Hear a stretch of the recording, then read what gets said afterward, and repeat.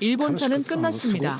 저는 20년간 일본 자동차 디자이너로 일했습니다. 도요타가 최고라고 믿어 의심치 않았어요. 그런 제가 지금 이런 말을 하고 있습니다. 하루아침에 33조 원이 날아간 일본 자동차 업계, 그 자리를 차지한 충격적인 반전의 주인공이 있었어요. 현대자동차였습니다. 제가 직접 현대차를 탄 순간 20년간 쌓아온 모든 신념이 무너졌어요. 이게 정말 한국차라고요? 전 세계가 현대차에 열광하는 진짜 이유. 지금부터 그 충격적인 진실을 공개합니다. 안녕하세요. 저는 리사 밀러입니다. 미국 디트로이트에서 20년간 일본 자동차 디자인 분야에서 일해온 전문가죠. 도요타, 혼다, 닛산과 함께 수많은 프로젝트를 진행했어요. 일본 차야말로 세계 최고라고 믿어 의심치 않았습니다. 그런데 그날 아침 제 세상이 흔들리기 시작했어요. 미국 자동차 산업 보호를 위해 일본 차에 35% 추가 관세를 부과합니다. 대통령의 발표를 듣는 순간 저는 숨이 막혔습니다. 커피잔을 든 손이 떨렸어요. 이건 단순한 무역 정책이 아니었습니다. 일본 자동차 업계 전체를 겨냥한 폭탄 선언이었죠. 월스트리트의 반응은 즉각적이었어요. 도요타 주가가 개장과 함께 12% 급락했습니다. 혼다 8%, 닛산 10%. 하루 만에 33조 원이 증발했어요. 저는 실시간으로 올라오는 주가 차트를 보며 가슴이 뛰었습니다. 정말 이런 일이 일어날 수 있을까? 제 동료 존슨이 황급히 사무실로 뛰어들어왔어요.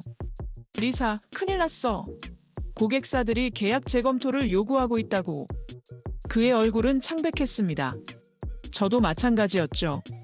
도쿄에서는 더욱 심각한 상황이 벌어지고 있었습니다.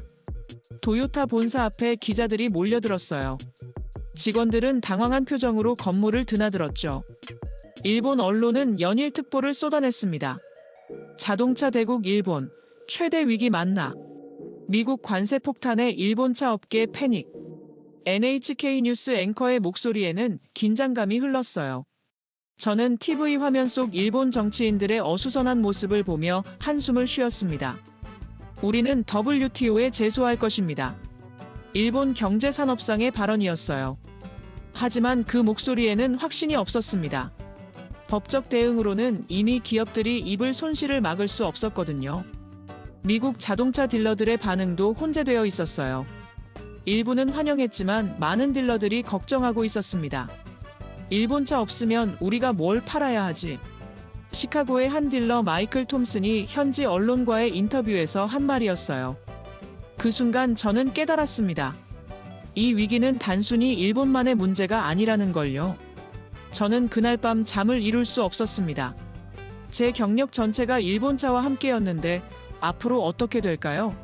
정말 일본차 시대가 끝나는 걸까요? 며칠 후 저는 로스앤젤레스의 한 자동차 쇼룸에 있었습니다. 평소와는 완전히 다른 광경이 펼쳐졌어요. 일본차 코너는 한산했지만 다른 브랜드 코너는 사람들로 붐볐습니다. 도요타 대신 뭘 사야 할까요? 60대 중반의 고객 로버트 씨가 판매원에게 물었어요. 그는 30년 동안 도요타만 타온 충성 고객이었습니다. 하지만 35% 관세 때문에 가격이 1만 달러 이상 오르면서 다른 선택을 고려할 수밖에 없었죠. 제가 추천하는 브랜드가 있습니다. 판매원 데이비드가 로버트 씨를 한 코너로 안내했어요. 그곳에는 뜻밖의 브랜드가 있었습니다. 현대자동차였어요. 저는 그 순간 놀랐습니다. 언제부터 현대차가 이렇게 당당하게 미국 쇼룸 중앙에 자리 잡고 있었을까요? 현대차요? 한국차요? 로버트 씨의 반응이었습니다. 하지만 그의 표정에서 거부감보다는 호기심을 읽을 수 있었어요.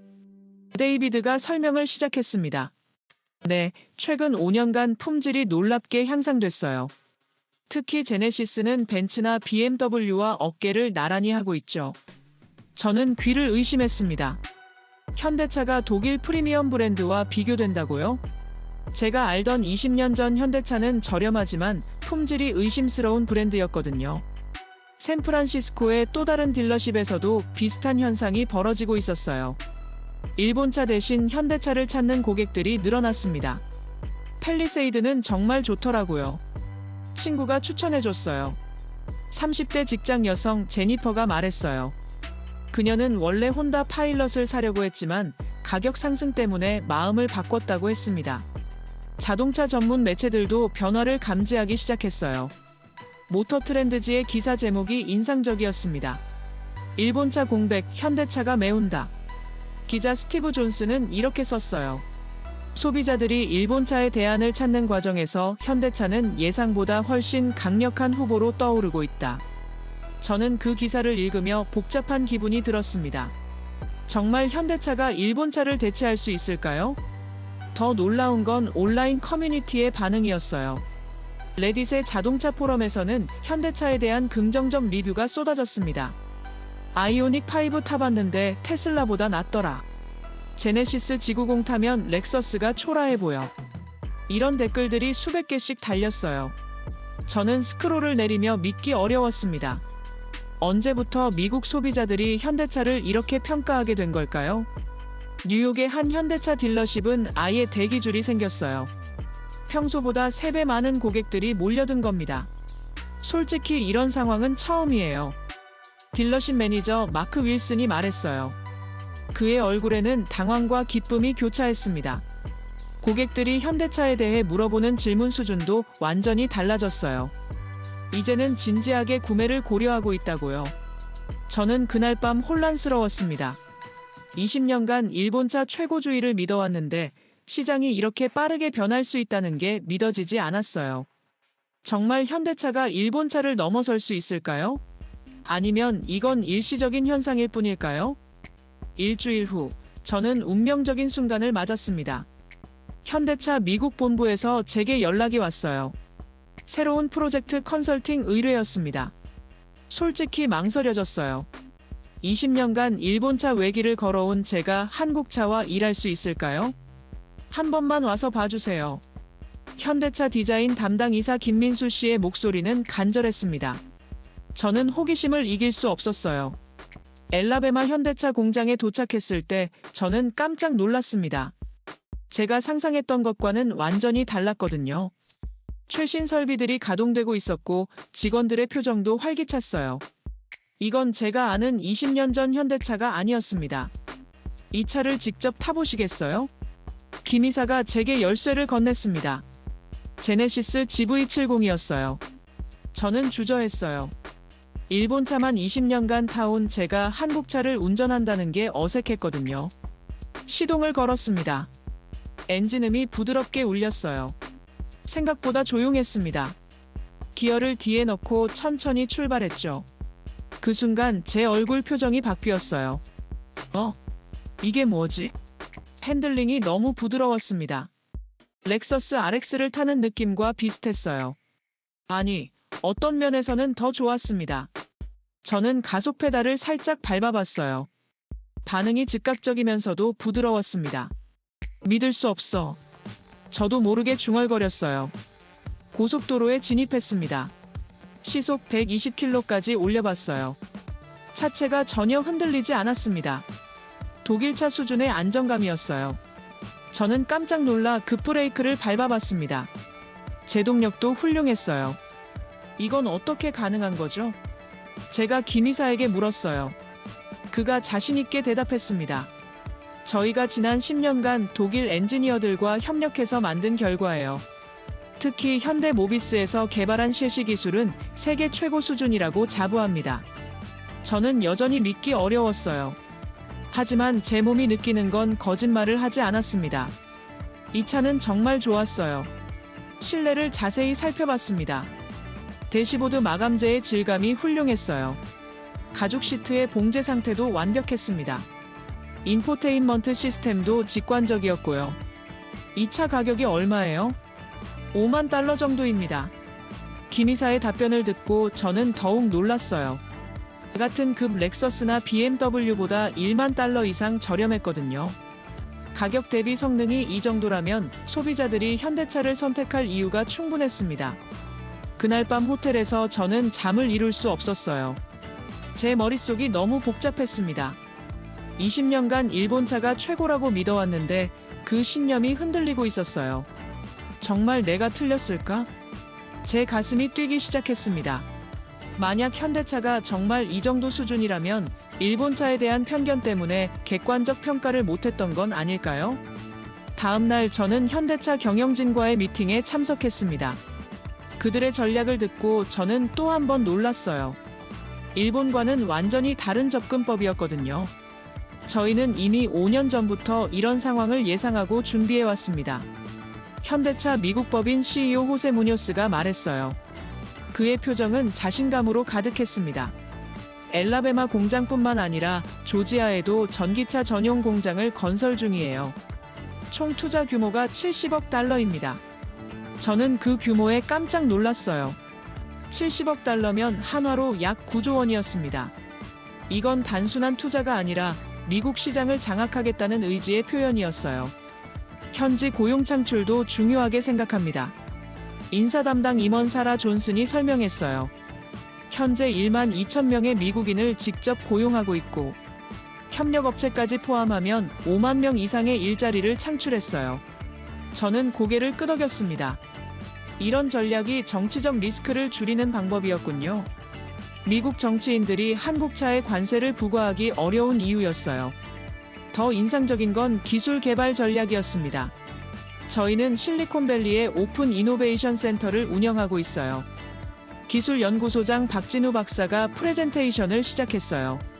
자율주행, 전기차 배터리, 수소연료 전지까지 미래차 기술의 90%를 자체 개발하고 있습니다. 화면에 나타난 데이터를 보고 저는 입이 벌어졌어요. 현대차의 특허 출원 건수가 도요타를 추월하고 있었거든요. 특히 전기차 분야에서는 테슬라와 비슷한 수준이었어요. 그러면 일본은 왜 이런 준비를 못했을까요? 제가 질문했어요. 박 박사가 씁쓸하게 웃었습니다. 일본 기업들은 너무 자신만만했던 것 같아요. 30년간 미국 시장을 지배해왔으니까 이런 변화를 예상하지 못한 거죠. 실제로 도요타는 미국 현지 생산 비율이 60% 수준이었어요. 현대차의 85%와는 큰 차이였습니다. 정치적 타격을 받을 수밖에 없는 구조였죠.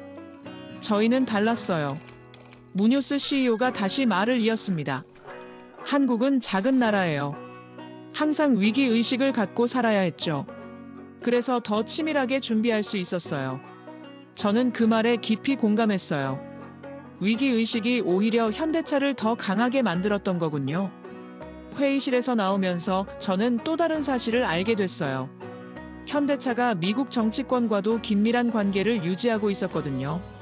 조지아 주지사와 엘라베마 주지사는 저희를 적극 지지해요. 정부관계 담당자가 귀띔해줬어요. 공화당과 민주당 구분 없이 현대차를 환영하고 있어요. 일자리 창출 효과가 크거든요. 저는 현대차의 전략이 얼마나 정교한지 깨달았습니다. 단순히 좋은 차를 만드는 것이 아니라 정치적, 경제적 방어막까지 구축해 놓은 거였어요. 그날 저녁 저는 혼자만의 시간을 가졌습니다. 20년간 제가 믿어온 것들이 송두리째 흔들리고 있었어요. 일본차가 최고라는 믿음, 한국차는 아직 부족하다는 편견. 모든 게 틀렸을 수도 있다는 생각이 들었습니다. 이제 제가 어떤 선택을 해야 할지 알 것 같았습니다. 한 달 후, 저는 라스베이거스에서 열린 CES 2025에 참석했습니다. 세계 최대 전자 박람회였죠. 그런데 이곳에서 가장 화제가 된 부스는 의외의 곳이었어요. 현대차 부스였습니다. 아이오닉 7을 공개합니다. 현대차 글로벌 CEO 장재훈 사장이 무대에 올랐어요. 그 순간 관객석에서 탄성이 터져나왔습니다. 화면에 나타난 차는 정말 미래에서 온 것 같았어요. 저는 눈을 의심했습니다. 이게 정말 현대차에서 만든 거라고요? 차체는 완전히 유선형이었고 문은 거린 도어로 열렸어요. 무엇보다 놀라운 건 내부였습니다. 운전석이 따로 없었어요. 모든 좌석이 회전하면서 거실 같은 공간을 만들어냈거든요. 레벨 5 완전 자율주행이 가능합니다. 장 사장의 설명이 이어졌어요. 1회 충전으로 700km 주행이 가능하고 초고속 충전 시 18분 만에 80% 충전됩니다. 관객들이 웅성거렸어요. 테슬라도 못하는 수준이었거든요. 저는 가슴이 뛰기 시작했습니다.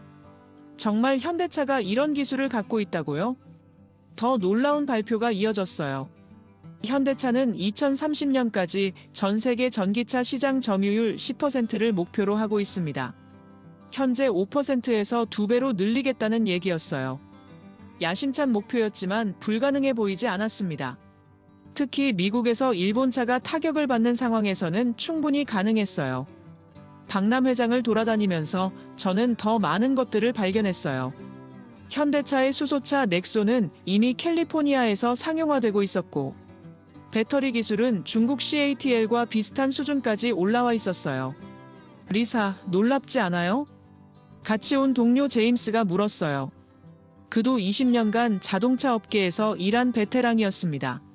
솔직히 5년 전만 해도 현대차가 이런 수준일 거라고 생각 못했어요. 저도 같은 생각이었어요. 현대차의 변화 속도가 너무 빨랐습니다. 부스에서 만난 현대차 엔지니어들과 대화해봤어요. 그들의 자신감이 인상적이었습니다. 저희는 이제 추격자가 아니에요. 배터리 개발팀장 김현수 박사가 말했어요. 일부 기술에서는 오히려 우리가 선도하고 있어요. 특히 고체 배터리 기술은 도요타보다 앞서 있다고 자부합니다. 정말일까요? 저는 반신반의했어요. 하지만 그들이 보여준 데이터는 설득력이 있었습니다.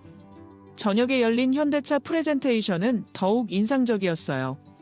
단순히 차를 파는 회사가 아니라 모빌리티 솔루션 기업으로 변신하고 있었거든요. 도심항공 모빌리티 사업에도 진출했습니다. 로보틱스 담당 임원이 발표했어요. 화면에 나타난 건 하늘을 나는 자동차였어요. SF 영화에서나 볼 법한 장면이 현실이 되고 있었습니다. 2030년 상용화를 목표로 하고 있어요. 저는 입이 벌어졌어요. 현대차가 정말 이런 미래를 꿈꾸고 있다고요? 그리고 실현 가능해 보였어요. 현대차는 더 이상 일본차의 대체제가 아니었어요. 오히려 미래 모빌리티를 선도하는 기업으로 성장하고 있었습니다. 일주일 후 예상치 못한 뉴스가 터졌습니다. 미 의회에서 한국차에 대한 관세 부과 논의가 시작됐다는 소식이었어요. 현대차도 조심해야 할 때가 왔나? CNN 뉴스를 보며 저는 걱정이 앞섰어요. 일본차 다음이 한국차 차례일까요? 하지만 현대차의 반응은 의외로 침착했어요. 다음 날 기자회견에서 무뇨스 CEO가 나타났습니다. 저희는 이미 이런 상황에 대비해왔습니다. 그의 목소리에는 전혀 당황한 기색이 없었어요. 현재 미국에서 판매되는 현대차의 85%가 현지에서 생산됩니다. 1만 2천 명의 미국인이 직접 고용되어 있고 협력업체까지 포함하면 5만 명 이상의 일자리를 책임지고 있어요. 기자들이 웅성거렸어요. 일본차와는 상황이 완전히 달랐거든요. 조지아 신공장이 완공되면 미국 내 생산 비율은 95%까지 올라갈 예정입니다. 더 놀라운 발표가 이어졌어요. 현대차가 미국에 추가로 20억 달러를 투자하겠다는 내용이었습니다. 텍사스에 배터리 공장을 짓고 오하이오에는 수소차 생산 라인을 구축할 계획입니다. 저는 현대차의 전략이 얼마나 치밀한지 다시 한번 깨달았어요. 단순히 차를 수출하는 것이 아니라 미국 경제의 일부가 되어버린 거였어요. 정치권의 반응도 예상과 달랐어요. 조지아 주지사 브라이언 캠프가 직접 나서서 현대차를 옹호했습니다. 현대차는 조지아의 소중한 파트너입니다. 2만 개의 일자리를 창출했고 앞으로 더 많은 투자를 약속했어요. 공화당 소속인 그의 발언이었어요. 엘라베마 주지사도 비슷한 입장을 표명했습니다. 현대차 없으면 우리 주 경제가 타격받아요. 민주당 소속 상원 의원들도 현대차 편을 들었어요. 미시간주 출신 게리 피터스 의원이 상원 청문회에서 말했습니다. 현대차는 미국 자동차 산업의 혁신을 이끌고 있어요. 전기차와 수소차 기술에서 우리가 배울 점이 많습니다. 저는 놀랐어요. 자동차의 본고장 미시간 출신 의원이 한국차를 이렇게 평가한다고요? 노동조합의 반응도 흥미로웠어요. 처음에는 반대 입장이었지만 점차 태도가 바뀌었어요. 현대차 노동자들의 처우가 나쁘지 않더라고요. 간부 마이클 로우가 인터뷰에서 말했어요. 오히려 일부 GM이나 포드 공장보다 작업 환경이 좋은 것 같아요. 무엇보다 소비자들의 반응이 결정적이었어요. 관세논의 소식이 나오자 오히려 현대차 판매량이 더 늘어났습니다. 지금 사지 않으면 나중에 비싸질까 봐요. 시카고의 한 고객 데이비드 스미스가 말했어요. 그는 서둘러 아이오닉 5를 주문했다고 했습니다. 딜러들도 같은 얘기를 했어요. 고객들이 혹시 가격 오를까봐 걱정하면서 먼저 문의해와요. 뉴욕 현대차 딜러십 매니저 톰 윌슨의 말이었어요. 결국 한 달 후 미 의회의 관세 논의는 흐지부지 되었어요. 너무 많은 이해관계자들이 현대차 편에 섰거든요. 저는 감탄했습니다. 현대차가 정말 정교한 전략을 구사하고 있었던 거예요. 그날 밤 저는 확신했습니다. 현대차는 더 이상 위험에 빠질 가능성이 낮다는 걸요. 오히려 이런 위기를 통해 더욱 강해지고 있었어요. 정말 대단한 기업이었습니다. 며칠 후 저는 업무차 독일 프랑크푸르트에 있었습니다.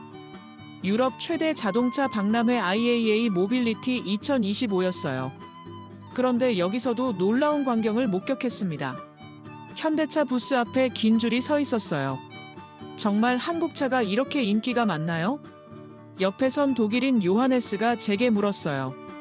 그는 30년간 BMW만 타온 충성 고객이라고 했습니다. 아이오닉 6를 보려고 왔어요. 친구가 강력 추천하더라고요. 저는 깜짝 놀랐어요. 자동차 강국 독일에서 이런 반응이라니요. 현대차 유럽 마케팅 디렉터 마리아 곤살레스에게 물어봤습니다. 유럽에서 반응이 어때요? 올해 들어 판매량이 40% 증가했어요. 그녀의 대답이 놀라웠습니다. 특히 독일과 프랑스에서 반응이 뜨거워요. 프리미엄 전기차 시장에서 현대차가 2위까지 올라섰거든요. 독일 언론들도 현대차에 주목하고 있었어요. 독일 최대 자동차 전문지 아우토빌트의 헤드라인이 인상적이었습니다. 한국차, 독일차의 아성에 도전하다. 기사 내용은 더욱 놀라웠어요. 현대차의 플랫폼은 폭스바겐보다 효율적이다. 충전 속도와 주행거리 모든 면에서 앞서고 있다. 저는 믿기 어려웠어요. 독일 언론이 한국차를 이렇게 평가한다고요? 중남미 시장의 변화는 더욱 극적이었어요. 브라질에서 만난 현대차 중남미 총괄 카를로스 로드리게스가 설명했습니다. 올해 브라질에서 현대차가 도요타를 추월했어요. 그의 표정은 자신감으로 가득했습니다. 1위는 여전히 폭스바겐이지만 2위가 현대차예요. 5년 전만 해도 상상할 수 없던 일이죠. 실제로 상파울루 거리를 걸어보니 현대차를 정말 많이 볼 수 있었어요. 특히 젊은 층들 사이에서 인기가 높았습니다. 현대차는 디자인이 멋져요. 20대 대학생 루이사가 말했어요. 가격도 합리적이고 품질도 좋아요. 친구들 사이에서 한국 브랜드가 정말 인기 많아요. 중동 시장도 마찬가지였어요. 두바이에서 만난 현대차 중동 총괄 아흐메드 알마크툼이 흥미로운 이야기를 들려줬습니다. 사우디 왕실에서도 제네시스를 사용하기 시작했어요. 정말 놀라운 소식이었어요. 전통적으로 독일 프리미엄 브랜드만 사용하던 중동 왕실이 한국차를 선택했다는 거였거든요. 특히 제네시스 지구공 리무진은 벤츠 S클래스와 비교해도 뒤지지 않는다는 평가예요. UAE에서는 정부 공식 차량으로 현대차가 도입되기도 했어요.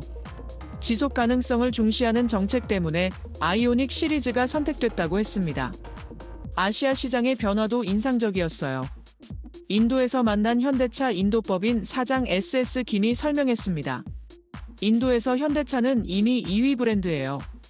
그곳에서 2위라는 건 엄청난 성과였습니다. 특히 젊은 인도인들 사이에서 한국 브랜드에 대한 선호도가 급상승하고 있어요. 인도네시아와 태국에서도 비슷한 현상이 벌어지고 있었어요. 전통적으로 일본차가 강세였던 동남아 시장에서 현대차가 빠르게 점유율을 높이고 있었습니다. 소비자들의 선택 기준이 바뀌고 있어요. 방콕의 한 딜러 솜차이가 말했어요. 예전에는 무조건 도요타나 혼다를 찾았는데 이제는 현대차를 먼저 물어봐요. 특히 젊은 고객들은 현대차를 더 선호해요. 저는 전 세계를 돌아보며 깨달았어요. 이건 단순한 일시적 현상이 아니었습니다. 글로벌 자동차 시장의 판도가 근본적으로 바뀌고 있었어요. 저는 중대한 결정을 내렸습니다. 제 유튜브 채널에서 솔직한 고백을 하기로 한 거예요. 구독자 50만 명이 있는 자동차 전문 채널이었습니다. 안녕하세요, 리사 밀러입니다. 카메라 앞에 앉아 저는 떨리는 마음으로 시작했어요. 오늘은 여러분께 솔직한 얘기를 하려고 해요. 20년간 일본차 전문가로 일해온 제가 완전히 생각을 바꾸게 된 이야기입니다. 댓글창이 실시간으로 올라왔어요. 구독자들이 궁금해하고 있었습니다. 저는 그동안 현대차를 과소평가했어요. 제 고백이 시작됐습니다. 편견이 있었죠. 한국차는 아직 일본차만 못하다고 생각했어요. 하지만 제가 틀렸습니다. 화면에 제가 직접 촬영한 제네시스 GV70 시승 영상을 보여줬어요. 솔직한 반응들이 담겨 있었습니다. 이 차를 타는 순간 제 20년 경력이 흔들렸어요. 댓글들이 폭발적으로 올라왔어요. 리사가 현대차를 인정한다고? 정말 그렇게 좋아요? 일본차보다 낫다는 거예요? 저는 계속 설명했어요. 품질, 디자인, 기술, 가격 모든 면에서 현대차가 이제는 일본차와 동등하거나 더 좋아요. 특히 전기차 기술은 확실히 앞서고 있어요. 아이오닉 5를 시승하는 장면도 보여줬습니다. 초고속 충전으로 18분 만에 80% 충전되는 모습이었어요. 이건 테슬라도 못하는 속도예요. 구독자들의 반응이 뜨거웠어요. 실시간 시청자 수가 평소의 3배로 늘어났습니다. 현대차에서 돈 받았나요? 이런 댓글도 있었어요. 저는 웃으며 대답했습니다. 전혀 아니에요. 오히려 이 영상 때문에 일본 자동차 회사들과 관계가 나빠질 수도 있어요. 하지만 진실을 말해야겠어요. 영상 후반부에서 저는 더욱 솔직해졌어요. 여러분, 세상이 바뀌었어요. 자동차 업계의 중심이 일본에서 한국으로 이동하고 있어요. 이걸 인정하지 않으면 우리가 뒤처질 거예요. 마지막에 제가 내린 결론을 발표했습니다. 저는 이제 현대차를 강력 추천해요. 특히 전기차를 고려하고 있다면 아이오닉 시리즈를 꼭 시승해보세요. 후회하지 않을 거예요. 영상을 올리고 24시간 만에 조회수 100만을 돌파했어요. 댓글도 5,000개가 넘게 달렸습니다. 리사 덕분에 편견을 버릴 수 있었어요. 현대차 시승 예약했어요. 정말 용기 있는 리뷰였어요. 긍정적인 반응이 압도적이었어요. 물론 일부 부정적인 댓글도 있었지만 대부분은 제 솔직함을 높이 평가해줬습니다. 그 후 미국 자동차 시장은 완전히 바뀌었습니다. 현대차 그룹의 시장 점유율이 12%까지 올라갔어요. 일본차 전체 점유율 15%에 근접한 수준이었습니다. 더 놀라운 건 소비자들의 인식 변화였어요. 젊은 층 사이에서는 현대차가 일본차보다 더 선호되는 브랜드가 되었습니다. 한국차가 이제는 첫 번째 선택지예요. 25세 직장인 에밀리가 말했어요. 그녀는 최근 아이오닉 6를 샀다고 했습니다. 디자인도 멋지고 기술도 최신이에요. 친구들도 모두 부러워해요. 저는 지금 현대차와 정식 파트너십을 맺고 일하고 있어요. 20년간 일본차 디자이너였던 제가 한국차 컨설턴트가 된 거죠. 인생의 큰 전환점이었습니다. 세상은 정말 빠르게 변해요. 고정관념에 사로잡혀 있으면 변화의 물결에 휩쓸릴 수밖에 없어요. 저는 용기를 내서 인정했습니다. 제가 틀렸다는 걸요. 그리고 지금은 확신해요. 현대차가 세계 자동차 시장을 이끌어갈 거라는 걸요. 조용히 성장해온 한국차가 이제는 세계가 먼저 찾는 브랜드가 되었어요. 정말 놀라운 변화였습니다.